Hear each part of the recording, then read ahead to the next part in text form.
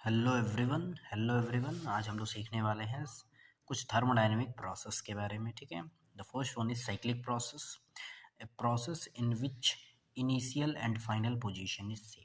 मतलब एक ऐसा प्रोसेस जिसमें इनिशियल पोजीशन और जो फाइनल पोजीशन होगा दोनों का दोनों क्या होगा, सेम होगा। ठीक है। जैसे कोई एंट्रोपी लिए, यहाँ पे S1 क्या है, इनिशियल पोजीशन पे एंट्रोपी क्या है, H2 क्या है, फाइनल पोजीशन पे एंट्रोपी क्या है। तो अगर साइक्लिक प्रोसेस में इनिशियल और फाइनल पोजीशन सेम है तो S1 और H2 भी क्या होएगा, सेम होएगा।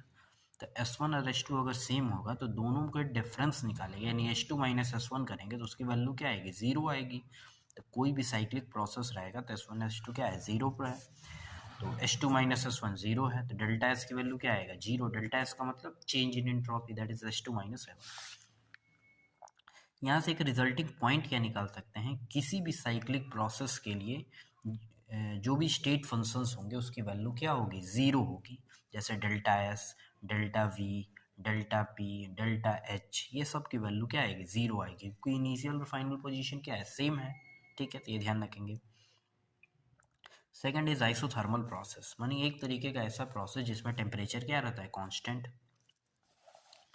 कांस्टेंट रहने का मतलब क्या है कि टेम्परेचर कांस्टेंट है, यानी जो पहले टेम्परेचर था बाद में भी क्या है, वही टेम्परेचर है। टेम्परेचर में किसी प्रकार का कोई भी चेंज ऑब्जर्व नहीं हो रहा है, जैसा टेम्परेचर पहले था अब भी वैसा ही टेम्परेचर है। That is T2 minus T1 is equal to zero, that is delta T equal to zero. Isobaric process एक ऐसा प्रोसेस जिसमें प्रेशर कांस्टेंट रहेगा।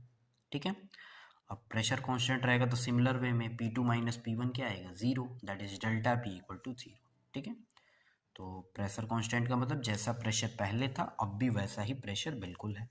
आइसोकोरिक प्रोसेस एक ऐसा प्रोसेस जिसके अंदर वॉल्यूम क्या रहता है, कांस्टेंट रहता है, यानी वॉल्यूम में कोई भी चेंजेस ऑब्जर्व नहीं होंगे।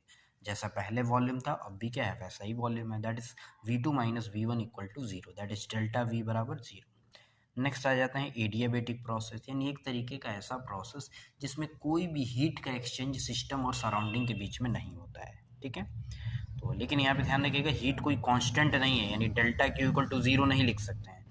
यहाँ पे क्या लिखेंगे, Q इक्वल टू जीरो, यानी एक ऐसा प्रोसेस जिसमें हीट का सिस्टम और सराउंडिंग के बीच में कोई भी ट्रांसफॉर्मेशन नहीं हो रहा है।